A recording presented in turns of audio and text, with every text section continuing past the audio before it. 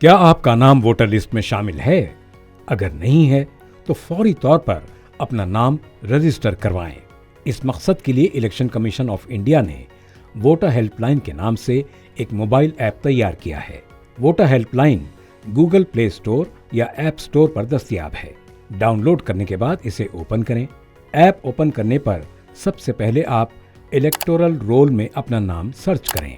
यहाँ आपको 4 ऑप्शंस नजर आएंगे: search by barcode, search by QR code, search by details, search by EPIC number.